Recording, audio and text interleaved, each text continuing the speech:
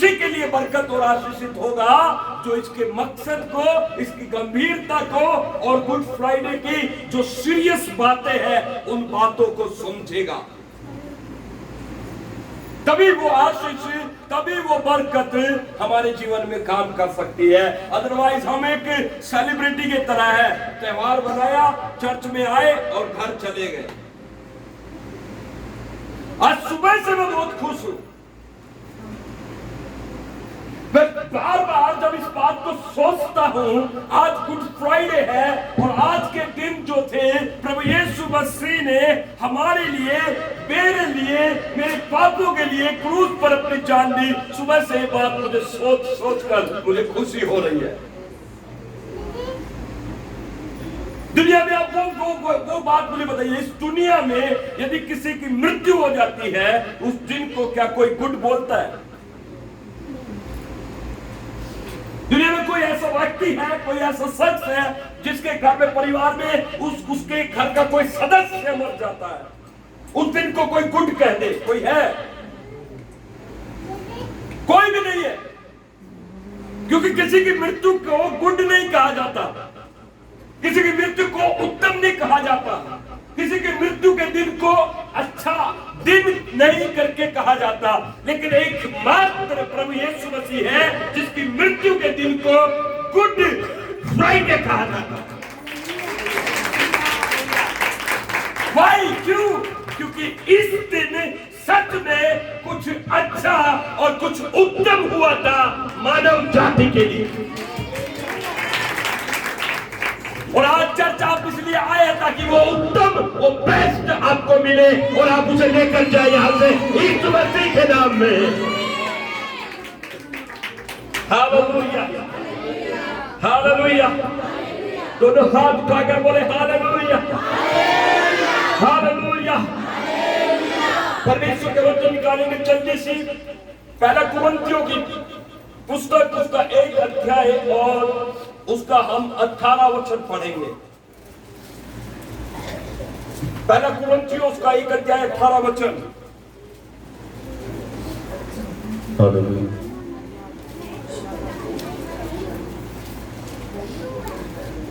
क्या कोई है मेरे साथ जो निकाल चुका है? ठीक है, पढ़ेंगे। क्योंकि क्रूस की कथा नाश होने वालों के लिए मूर्खता है, परंतु हम उद्धार पाने वालों के लिए परमेश्वर की सामर्थ्य है। देखिए ये वचन है प्रभु का। एक साथ पूरा चर्च पढ़ सकता है। 1 2 3 गो, पढ़े। क्योंकि क्रूस की कथा नाश होने वालों के लिए मूर्खता है, परंतु हम उद्धार पाने वालों के लिए परमेश्वर की सामर्थ्य है। ये वचन 2 भागों में बट गया। एक भाग उनके लिए जिनको ये पता है आज गुड फ्राइडे है, परंतु उनको यह नहीं पता इसका मकसद क्या है। और एक भाग वो है जिनको ये पता है गुड फ्राइडे आज का दिन, आज का पवित्र शुक्रवार, और उसका मतलब और उसका रहस्य है, उन सबको पता है। 2 तरीके के लोग यहां पर है इस वचन में। एक वो है जो क्रूस की कथा, जिसके विषय में लोगों की सिर्फ साधारण सी सोच है। हाँ, लोगों की साधारण सी सोच होने की वजह से आज वो लोग परमेश्वर के राज्य से और अनंत जीवन से दूर है। क्रूस की कथा, क्रूस की कथा। आज मैं आपको बताना चाहता हूं कि आप क्रूस की कथा को किस एंगल से देखते हैं, किस एंगल से आप देखते हैं क्रूस की कथा। आज आप क्रूस को किस तरीके से, किस दृष्टिकोण से देखते हैं, वही चीज आज आपके लिए बरकत होगी। जिस तरीके से आप उसको देखते हैं, क्रूस पर चढ़े हुए यीशु मसीह को, उसी तरीके से आज आपके जीवन में बरकत आएगी। चर्च, यहाँ पर 2 तरीके के लोग हैं। कुछ लोग क्रूस की कथा, क्रूस को सिर्फ एक मामूली, एक सिंपल, एक चिन्ह के मात्र में देखते हैं। उन्हें क्रूस का मतलब नहीं पता। सुनो चर्च, मैं चाहता हूं आपका ध्यान 15-20 मिनट मेरी तरफ लगे रहे। आज वो सारी बातें हम यहाँ पर करेंगे। वो जो 7 वाणी प्रभु ने क्रूस के ऊपर बोली थी, हाँ वो हम बोलेंगे, लेकिन उससे पहले थोड़ा सा पृष्ठभूमि, थोड़ा सा उसको ग्राउंड को, जीरो ग्राउंड को मैं आपको समझाना चाहता हूं कि किस तरीके से आज हम शुक्रवार को देखते हैं। आज कलीसिया, आज मसीही, आज मानव जाति क्रूस को किस एंगल से देखती है, जिस एंगल से वो उसको देखती है, उसी तरीके से उनके जीवन में बरकत आएगी, उसी तरीके से काम होंगे। क्योंकि बाइबल बताती है नाश होने वाले लोगों के लिए क्रूस की कथा मूर्खता है, उनके लिए कोई कीमत नहीं क्रूस की। आपके पास आस पड़ोस में, रिश्तेदारों में, घर में, परिवार में लोगों को बस क्रूस की कथा उनको भी साधारण जान पड़ती है। कई लोग तो क्रूस के बारे में लोग मजाक बनाते हैं। कई लोग कहते हैं तुम्हारा एक ही परमेश्वर था, वो भी क्रूस पे चढ़ गया, अब तुम्हारे पास परमेश्वर ही नहीं। ये क्रूस की कथा ये क्या हो रही है उनके लिए, उनका देखने का दृष्टिकोण बता रहा है कि उनके लिए क्रूस का कोई मतलब नहीं है।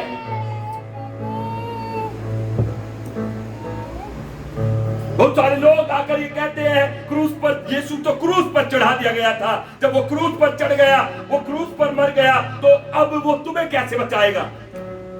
ये उनका दृष्टिकोण है, ये उनकी सोच है। लेकिन परमेश्वर का वचन ये कहता है, एक पार्ट में तो लिखा है ये मूर्खता है उन लोगों के लिए तो नाश होने के लिए पैदा हुए हैं। कुछ लोग पैदा हुए नाश होने के लिए, क्योंकि वो उस क्रूस की कीमत को, उसके महत्व को नहीं समझते। हम लोग क्रिसमस मनाते हैं, क्रिसमस में नए नए ड्रेसेस, नए नए कपड़े पहन कर आते हैं, उसकी पैदाइश का जश्न मनाते हैं। ये खुशी की बात है, हम पैदाइश का जश्न मनाते हैं, लेकिन यह भी गंभीर बात है कि हमें उसके मृत्यु का भी विचार करना है और उसके मृत्यु के विषय में भी सोचना है कि यीशु क्यों मारे गए, यीशु क्यों मारे गए, कौन सा पाप प्रभु ने किया था। 40 से ज्यादा लोगों की छानबीन उस समय में यीशु जब पकड़े गए, 40 से ज्यादा लोगों की छानबीन ने, इन्वेस्टिगेशन टीम ने उसकी जांच की और अंत में उनको क्या मिला, इसने कोई पाप, इसे छोड़ दो। लेकिन वहां पर तब भी लोग चिल्ला उठे, लोग भड़क गए और पिलातुस से कहने लगे यीशु को क्रूस पर चढ़ाओ। पिलातुस कहता है इसने क्या पाप किया है, इसने कोई पाप नहीं किया है, इसकी कोई गलती नहीं है, फिर तुम क्यों कहते हो इसे क्रूस पर चढ़ाओ। पिलातुस ने सोचा कि मैं इस तरीके से यीशु को बचाने की कोशिश करता हूं। उसने कहा आज पर्व है और पर्व की रीति के अनुसार हमारे लिए एक कैदी को छोड़ना उचित होता है। उसने वहां पर बरअब्बा को खड़ा किया और यीशु को खड़ा किया। पिलातुस से पूछा तुम किसको चाहते हो, मैं तुम्हारे लिए छोड़ दूं। भीड़ चिल्लाकर कहने लगी बरअब्बा को छोड़ दो। बरअब्बा कौन था आपको पता है? बरअब्बा एक हिंसक व्यक्ति था, वो लोगों की मृत्यु करने वाला व्यक्ति था, मर्डर करने वाला व्यक्ति था, क्योंकि वो तलवार के बल से, तलवार के दम से वो रोमी सरकार से, रोमी साम्राज्य से वो आजाद होने वाला व्यक्ति था और इसलिए रोमन्स लोगों ने उसे पकड़कर कैदी बना रखा था। वो यहूदी था, लेकिन लोगों ने पुकार पुकार कर कहा हमारे लिए बरअब्बा छोड़ दिया जाए, यीशु को क्रूस पर चढ़ा दो। अभी अभी हमने पाम संडे सेलिब्रेट किया है, पिछले संडे हम पाम संडे मना रहे थे।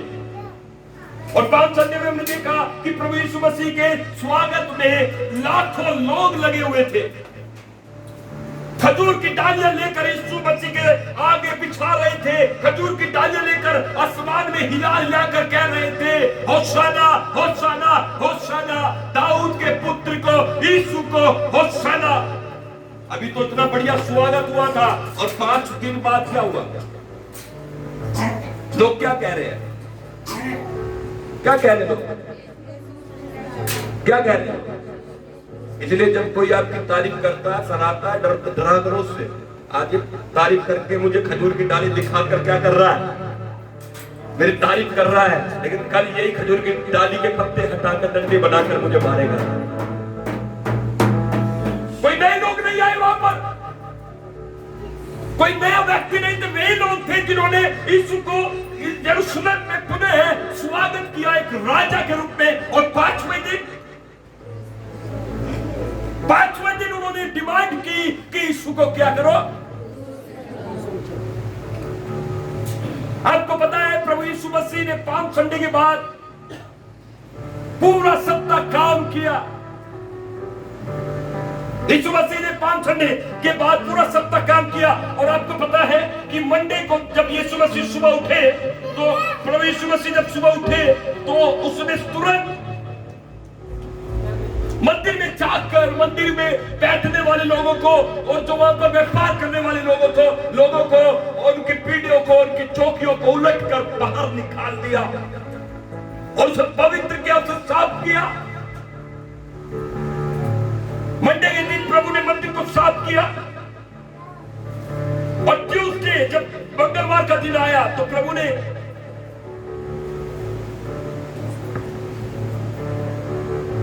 वहां पर आराधनालय में जाकर लोगों को टीच किया, लोगों को बताया, लोगों को समझाया कि तुम लोग जिस तरीके से प्रभु को, परमेश्वर को, अपने खुदावन को मानते हो, तुम्हारे मानने का तरीका गलत है। तुमने मंदिर के अंदर भी व्यापार करने वाले लोगों को बिठाया। यीशु ने उनसे वाद विवाद किया, उन्हें समझाया। और बुधवार के दिन जो यीशु मसीह का चेला था यहूदा इस्करियोती, जोर से बोले, बुधवार के दिन यहूदा इस्करियोती ने यीशु के पकड़वाने वाले लोगों के पास जाकर यीशु का सौदा कर दिया। यीशु को पकड़वाने के लिए, वो बिटरे करने के लिए एग्री हो गया। यीशु का चेला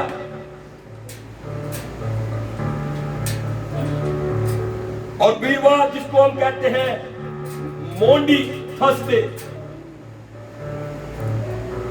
इसको डार्क कलर के रूप में बोला गया है, मोंडी थर्सडे, मोंडी थर्सडे। ये वो दिन है जब यीशु मसीह ने अपने चेलों के पांव धोए और चेलों के साथ प्रभु भोज किया। चेलों के साथ प्रभु भोज किया प्रभु ने।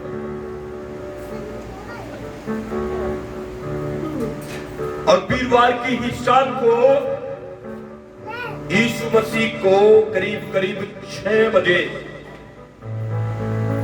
जब वो गतसमनी के बाद में प्रार्थना कर रहा था, उसे आकर पकड़ लिया। वीरवार की शाम को यीशु को पकड़ लिया गया।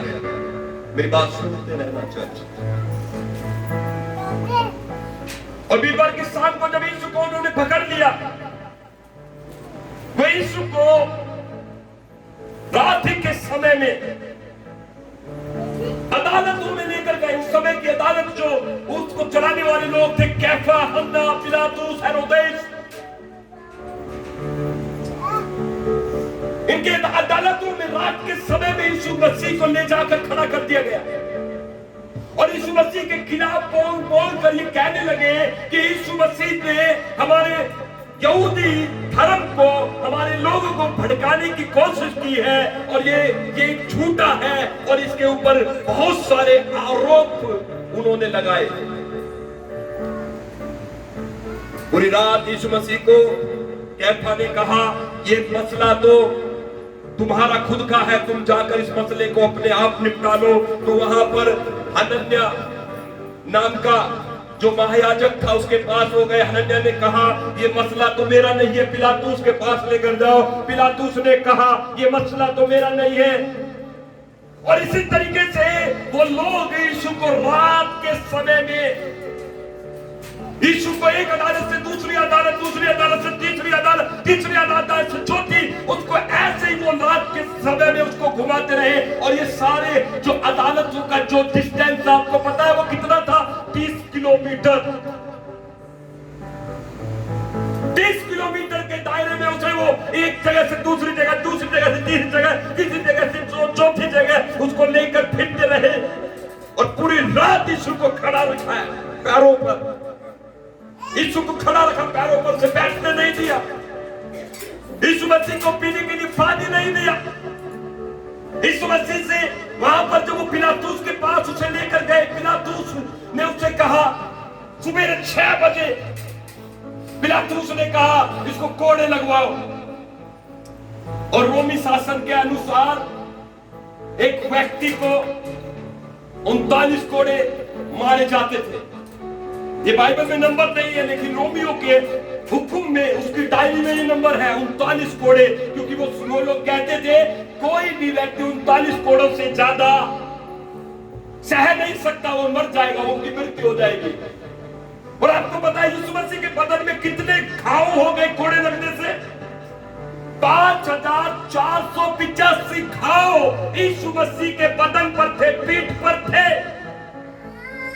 और जिसमें कि 150 घाव जो थे यीशु मसीह के गहरे थे, जिसमें से हड्डी आर पार दिखाई देती थी। मेरी बात समझ रहे हैं चर्च? पिलातुस के पास 600 लोगों की एक बड़ी टीम थी, जो ये लोग, ये जुल्म करने वाले लोग थे। पिलातुस के पास वो 600 लोगों ने यीशु को कोड़े मारे, यीशु का ठट्ठा किया, यीशु की ठानी नोची, यीशु को ऊपर से कपड़ा डालकर उसके ऊपर मारा, उसको मुंह पर मारा और उससे पूछा और उसको मजाक करने लगे और कहने लगे हे यहूदियों के राजा, बता तुझे किसने मारा? भविष्यवाणी कर, भविष्यवाणी कर कि तुझे किसने मारा। यीशु चुप रहा, हर एक पीड़ा को सहता रहा, हर एक दर्द को वो सहता रहा, हर एक जुल्म उसने अपने ऊपर सह लिए। पूरी रात यीशु को इधर से उधर घुमाया गया, बैठने नहीं दिया, उसको खड़ा रखा, उसको ठट्ठा मजाक किया। और सुबह 6 बजे उसको कोड़े मार दिए गए। और इतना ही नहीं, उसके सिर पर कांटों का ताज पहनाया गया, जिसमें 24 कांटे थे। 24 उसके कांटे 3-3 इंच 4-4 इंच के कांटे थे, वो तेज धार वाले कांटे। उसके सिर पर वो मुकुट रखा गया और डंडे से उसे बार बार मारा गया ताकि उसके सिर में वे कांटे घुस जाए। और 600 लोगों की जो टीम थी, उन लोगों ने यीशु के ऊपर थूका। अगर आप साइंटिफिकली बात करेंगे, थूक सबसे ज्यादा बैक्टीरिया की चीज होती है मनुष्य के अंदर। उन 600 लोगों ने यीशु के ऊपर थूका। और सुबेरे के समय करीब 9 बजे यीशु मसीह के लिए ये आज्ञा जारी की गई कि इसे क्रूस पर चढ़ा दो, इसे क्रूस पर चढ़ा दो। यीशु को जो क्रूस दिया गया था, आपको पता है उसका वजन कितना था? 150 किलो। और उसको क्रूस को, यीशु मसीह को कितनी दूर ले जाना था? 2 किलोमीटर। पिलातुस के महल से, पिलातुस की कोर्ट से यीशु को खोपड़ी पहाड़ तक उसको लेकर जाना था। 2 किलोमीटर की यात्रा थी, जिसमें पूरी रात यीशु मसीह पैरों पर खड़े रहे। उसके पैर सूज गए और उसके पीठ पर कोड़ों की मार है, वो घायल है ऊपर से नीचे तक। उसके मुंह पर थूक है और उसकी दाढ़ी को नोचा गया था। उसकी आदत बिल्कुल नहीं थी कि वो 1 किलो भी उठाए, लेकिन उसने 150 किलो का क्रूस उठाया।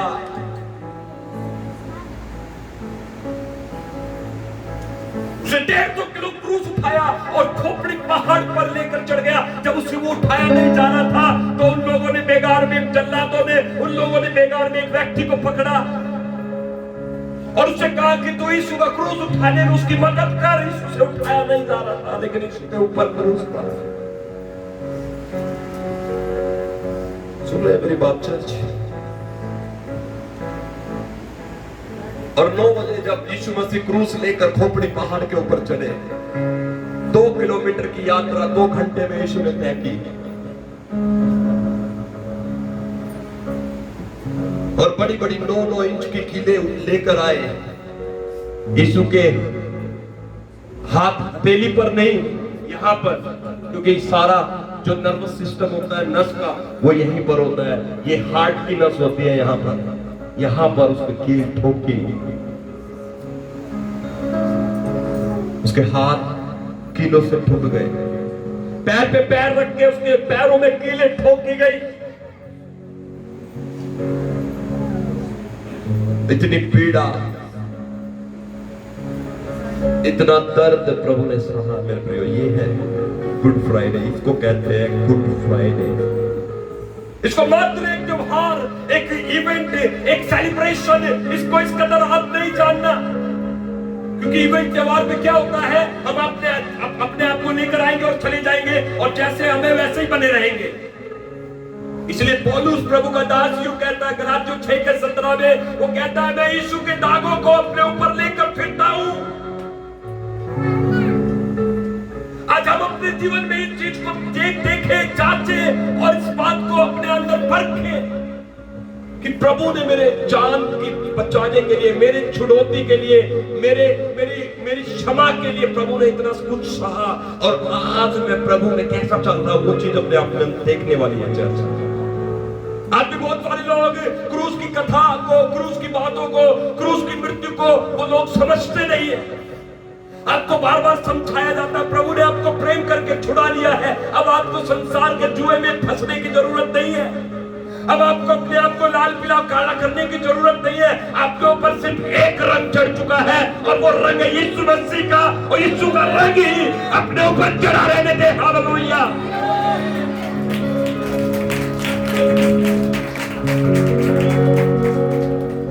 क्या पाप था यीशु ने, क्या गुनाह किया? क्रूस के ऊपर यीशु मसीह लटका दिए गए। क्रूस के ऊपर 2 डाकू यीशु के साथ लटकाए गए थे, एक लेफ्ट था, एक राइट था। एक डाकू ने कहा, हे अगर तू प्रभु है, अगर तू मसीह है, तू अपने आप को भी बचा ले और हमें भी बचा ले। दूसरे डाकू ने कहा, तू शर्म कर, हम तो अपने किए का भुगत रहे हैं। लेकिन यीशु ने, इसने कुछ भी पाप नहीं किया है, ये फिर भी हमारे लिए मारा जा रहा है। और यीशु मसीह ने उसी व्यक्ति से कहा था कि आज ही तू मेरे साथ स्वर्ग में होगा। जो लोग क्रूस की बात को समझते हैं, जो लोग क्रूस के चिन्ह को समझते हैं, जो लोग क्रूस पर दी हुई मृत्यु को समझते हैं, प्रभु उसे स्वर्ग में ले जाने की बात करते हैं चर्च। क्योंकि क्रूस की कथा नाश होने वालों के लिए मूर्खता है, लेकिन अब उद्धार पाने वाले लोगों के लिए ये परमेश्वर की सामर्थ है।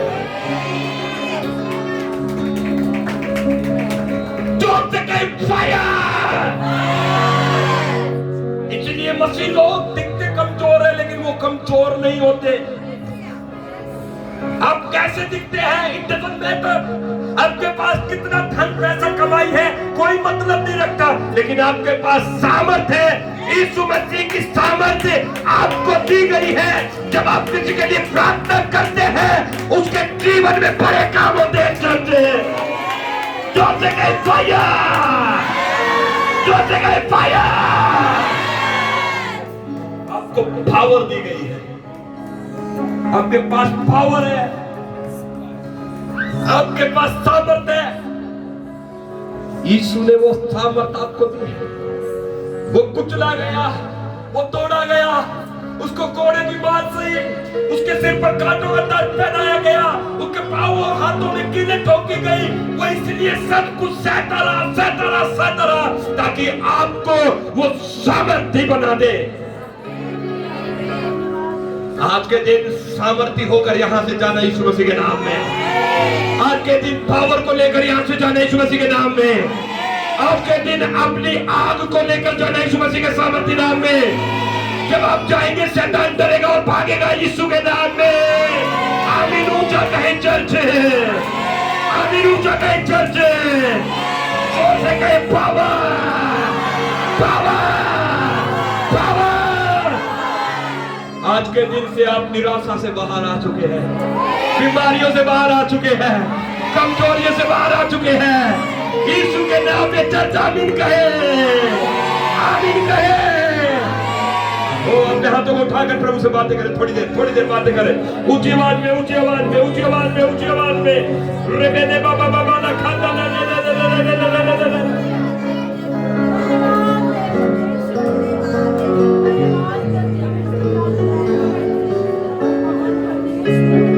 बोले थैंक यू जीसस। क्रूस की कथा नाश होने वाले लोगों के लिए मूर्खता है, लेकिन हम उद्धार पाने वाले लोगों के लिए परमेश्वर की सामर्थ है। आज के दिन जो आप मांगेंगे वो आपके लिए होगा चर्च। जहां पर आप हाथ रखोगे वहां पर महिमा प्रकट होगी चर्च। आज आप सामर्थी बनकर यहाँ से जा रहे चर्च। आज के दिन आप सामर्थी बन रहे हो चर्च, आत्मा में बढ़ रहे हो चर्च, वचन में बढ़ रहे हो चर्च, मसीह के रंग में रंगे जा रहे हो चर्च। आमीन ऊंचा कहे।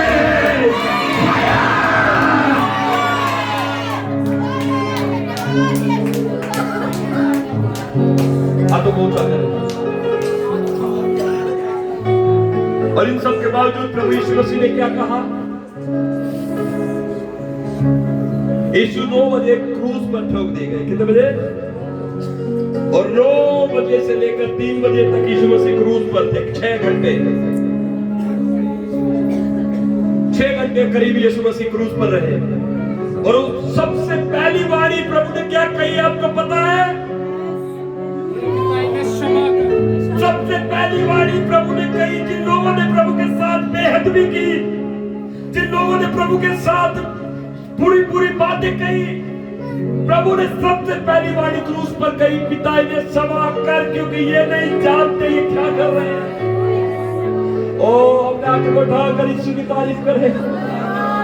बाबा बाबा बाबा बाबा बाबा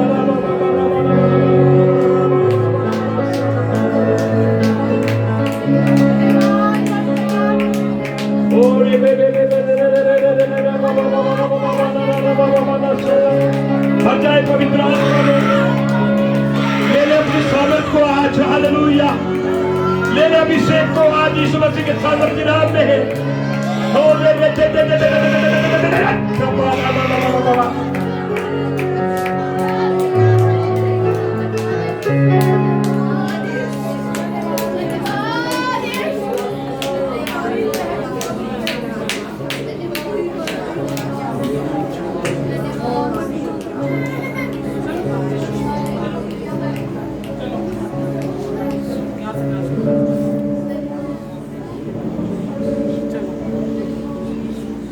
मेरे जीवन में काम कर प्रभु, मेरे जीवन में काम कर प्रभु, मेरे जीवन में काम कर प्रभु, मेरे जीवन में काम कर प्रभु, काम कर प्रभु, मेरे जीवन में काम कर प्रभु। मांगे प्रभु से आज कहिए, मेरे जीवन में काम कर प्रभु, मेरे जीवन में काम कर प्रभु, ताकि तेरे आने समय तक आगे मैं बढ़ता रहूं,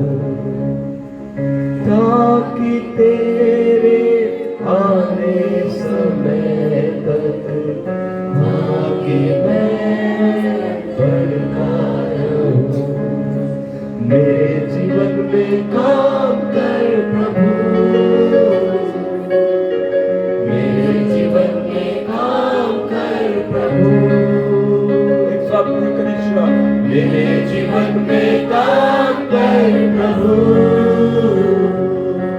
मेरे जीवन में काम कर प्रभु,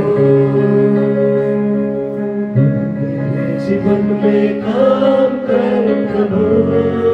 आज अपने दिल को बदलते चल, मेरे जीवन में काम कर, क्रूस पर चढ़े हुए प्रभु यीशु मसीह को देखकर अपने आप को बदलते चल। मेरे जीवन में काम कर, इसलिए प्रेरित पौलुस कहता है, मैं मसीह के दागों को अपने ऊपर लेकर चलता हूँ। जीवन में काम कर, आज से मैं दोबारा पाप में नहीं जाऊंगा, कहे प्रभु से मेरे जीवन में जीवन में काम कर, आज मुझे पूरी रीति से अपने रंग में रंग दे प्रभु। मेरे जीवन में काम कर प्रभु, मेरे जीवन में काम कर प्रभु, मेरे जीवन में काम कर प्रभु। ओ ताकि तेरे आने समय आगे मैं बढ़ता जाऊं, ताकि तेरे आने समय तक आगे मैं बढ़ता जाऊं। मेरे जीवन में काम कर प्रभु, मेरे जीवन में काम कर प्रभु। आज वो काम करने के लिए जा रहा है। मेरे जीवन में काम कर प्रभु, मेरे जीवन में काम कर प्रभु। आज क्रूस की सामर्थ आपके लिए काम करे। मेरे जीवन में काम कर, आज मसीह का प्रेम आपके जीवन में काम करेगा चर्च। मेरे जीवन में काम कर प्रभु। हालेलुया, हालेलुया,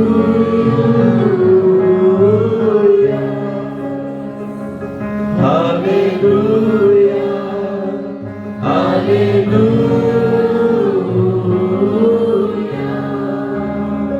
ओ मुझको शक्ति दे ताकि सेवा मैं करूं, बोले मुझको शक्ति दे ताकि सेवा मैं करूं। ओ मेरे जीवन में काम कर प्रभु,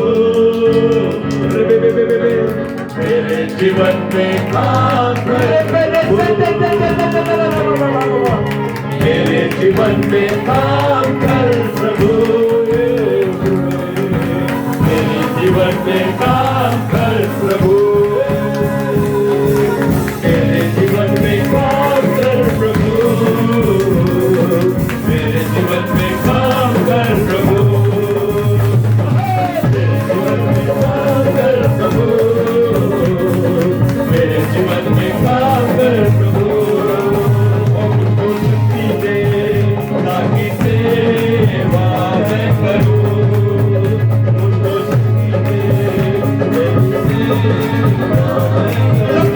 शक्ति दे, मुझको शक्ति दे ताकि सेवा मैं करूं, मुझको शक्ति दे ताकि सेवा मैं करूं।